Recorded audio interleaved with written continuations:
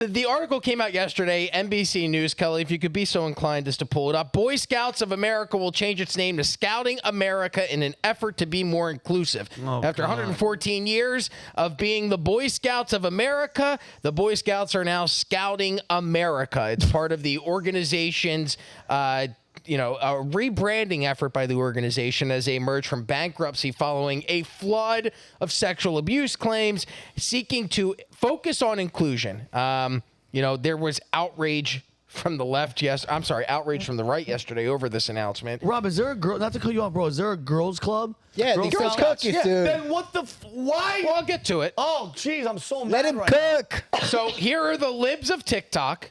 What's her name? The Chaya Right Chick? Yes. So here's her tweet yesterday. Unreal. Boy Scouts of America is changing their name to Scouting America to be more inclusive and welcoming. Why do we have to ruin everything?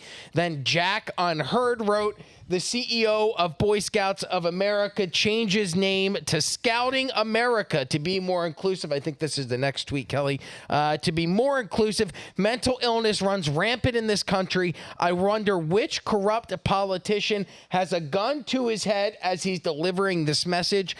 Then at Josette Caruso posted this image of what the Boy Scouts will now look like. It's actually the next one, if you could. Yeah, there. Oh, Boy Scouts. Oh, my God. And then finally, if you can go back to the other tweet, Kelly, Joey Manorino wrote, they had Boy Scouts and Girl Scouts. What in the world else did they need? This is going to be a pedophilia disaster. Oh, my God. Here's the thing, though. I don't think that this is that big of an issue, and hear me out. First of all, the Boy Scouts began allowing gays youth into, I said gays. Gays like them. Gays for Boy Scouts. Gay youth in 2013. They started allowing gay adult leaders in 2015. Officially, because they've been gay since day one. Right. Yeah, well, you look at the outfits. You go, yeah, gay since day. Whoever designed those were like, well, yeah, I want to see cute boys in tight shorts. That's a weird combination. But the thing is, they've been allowing girls into the Boy Scouts since 2019. 2017, the Boy Scouts made a historic announcement that girls would be accepted as Cub Scouts starting in 2018, and then they'd be allowed in the Boy Scout program starting in 2019. So the outrage about this seems misguided, right? Like all day yesterday it was, this is taking away men's rights. It's ruining boys. They are trying to make kids gay and trans. But the reality of this is that the Boy Scouts have had declining membership for decades. Kelly, if you could pull up the Associated Press article, this is from 2021. And they're, like, the parents are probably like... Correct, but we could also apply that same logic to the Catholic Church. According to reports, Boy Scouts of America, I'm sorry, I want to give you the exact actual number. 92,000 former Scouts had been the victims of sexual abuse. The Boy Scouts paid out $800 million into a fund back in December 2021. Horrific. However, that didn't stop the Catholic Church. There was over 216,000 children in the Catholic Church that had been abused by Catholic priests and $3 billion in settlements. So I'm not saying either one justifies one or another. I'm saying that there are bad apples in every bunch.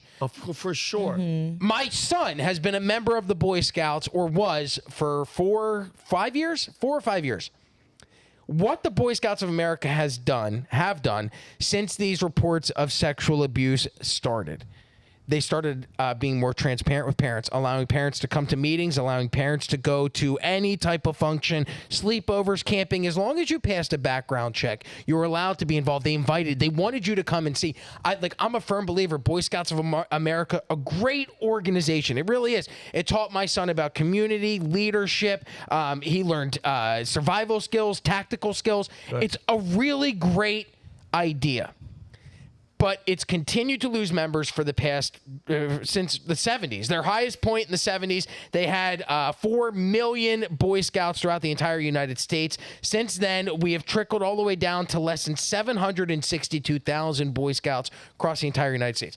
The point of what I'm trying to make here is that, yes, this is a problem that they have to now allow anybody in. But the reason why they're allowing anybody into the Boy Scouts is to keep the Boy Scouts alive, because nobody's coming. They've allowed girls in for the past 4 years, and people still weren't registering. So at a certain point, it becomes, hey, I agree that there is an assault on men's rights. If you look at, you used the term earlier, toxic masculinity, right? There is a war on masculinity. We've seen it when they start demonizing certain terms like assertiveness, competitiveness, stoicism. Instead, they favor more sensitive and emotional qualities.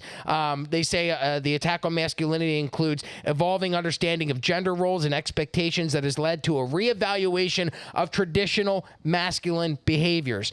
They point out men are falling behind in various aspects of society, including education and employment, and then political and social movements such as feminism and LGBTQ rights are seen by some as contributing to the war on masculinity. Boys are under attack. The Boy Scouts were one of the only organizations where it was, hey, you can go and just be around other guys. You can't even do that in sports anymore because there's girls playing in boy sports and there's boys playing in girl sports. There's nowhere for boys to be boys and learn to be men.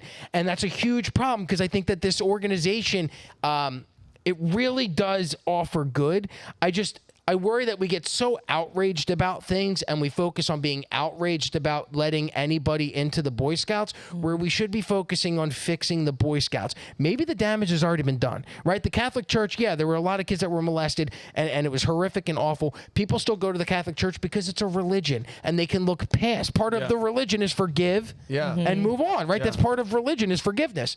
I don't think the Boy Scouts have that dedicated following. At this point, I don't think you can save this brand, and this is an attempt at marketing to let people know, hey, anybody can join the Boy Scouts. They still ain't joining. So no, good. Well, finish at your this point, how do we fix this problem? Right? Instead of bitching about it and tweeting and running AI-generated photos of trans Boy Scouts, what can we actually do to start teaching boys how to be men again? Because I think that is the bigger argument that needs to be made. And I think at this point, who gives a shit about the Boy Scouts? I love it. It's been around for 114 years. It did great for my son. But I'd much rather put him in an organization that is going to teach him other values in addition to survival, tactical, community, leadership. Let's focus on science, technology, engineering, math, STEM programs. There needs, like in my opinion, I think that's what you need to do. And at this point, I think Boy Scouts of America is too far gone. That's why I am proposing, Kelly, if we could go to the very last graphic. Yeah, there it is. Men Scouts. Let's start teaching kids to be men again. Is there any, you're a woman, is there anything wrong with a strong man? It's needed, and there's been a direct attack against every single institution from media, culture, Boy Scouts in order to feminize men, because the backbone of a stable society is the family unit, and if we have weak men, it's going to create weak family units or no family units because they're gay and trans. I'm sorry for assuming your gender, by the way. When I said you're a girl, do you like stuff? But like, Vinny, like, this is so weird. Please don't think like I'm gay. Not that there's anything wrong with that. We already know, but Rob. I'm looking at thumbnails of you, and dude, you like, I saw a thumbnail from Unusual Suspects. I'm like, holy shit, Vinny is fucking jacked. Like your muscles are huge. And I look at that, and I look at a guy that looks like that, and I go, that guy is a strong person. He has good morals. He's well groomed. He diets. He takes care of himself. Why is that any of that a problem? And yet it had, like, you look at your traits and you go, very opinionated, well read, intelligent, muscular, cares about his body. Oh, he must subscribe to Andrew Tate's Cobra Tate University or whatever. You must hate women. Like, why can't it just be, hey, this guy is jacked, looks good, takes care of his body, loves his country? And these are traits that we should be teaching other boys to strive for. And instead we're like, no, go color your hair and say that you're part of the LGBTQAI plus community. And by the way, zero, I have not one. And again, we always have to do the precursor of, no, if you're gay, we don't care. But with those type of compliments, I will hook up with you. No, but I think, Rob, like when it comes to the Boy Scouts, I think, bro, when the ship, like, and I hate to say it because it's done so much for like children and, you know, people like your son. But now if you're just like, hey, we're drowning, we're just bringing girls and, you know, what's going to be next? Sometimes when it's done, it's done. And I think pandemic, because you said 2019, a lot of this stuff started happening. Bro, I think the pandemic ruined it. It did. So if the only time I wore a mask in the entire, and I'm not like I wanted to go around and kill nanas. I didn't, like, I was at home. So I didn't ever wear a mask. I work from home. My wife worked from home. We never wore masks during the pandemic. The only time that we would wear a mask was when we went to Boy Scout meetings for my son because it was important for us to be in those meetings. So as much as I hated the mask, I loved my son more. So I went, all right, I'll suck it up. I'll wear the mask and I'll go in. But I can tell you, my son was in Boy Scouts pre-pandemic, in the pandemic, and post-pandemic. And a quarter of his tribe, his little group, his troop, they went from 20, 25 kids down to like 7.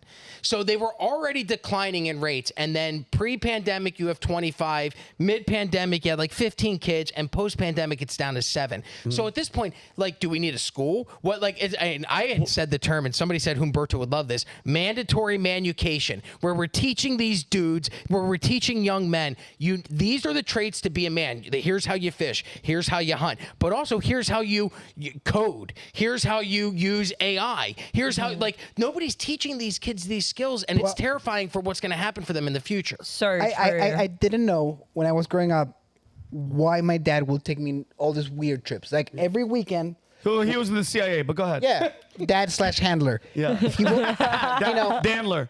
one weekend we will go out surfing with camping included. One weekend we'll go hunting. Another weekend we'll go, like, we did a bunch of like rallies on, my dad used to collect Land Cruisers. We go on rallies. He taught me how to make a fire. He told me how to shoot a gun. He taught me all these things that when I was a kid, I was like, oh, fuck, I wish I could stay home playing Nintendo. Take a nap. Yes. And now that I look back, like, it kind of makes sense why he was doing this, and I'm so grateful for being able to, like, push my own weight if shit hits the fan. I'm happy you said that, though, because that goes to what he said. It's helping to condition And I have you. a solution for this. Because you asked, what should we do about it? Look, men in general, we're being pushed out of spaces. We can no longer have our own spaces. Like, my grandfather, in his house, he had his own office. Nobody was allowed, not even the cleaning lady was allowed. It's a den. She wasn't allowed to go in there. He had his own entertainment room that only he could go there because he had his hi-fi things, this back in the 60s, 70s. Yeah, he had his own... That was a man cave. Yeah, he had a man cave and an office. He had 2 rooms in the house.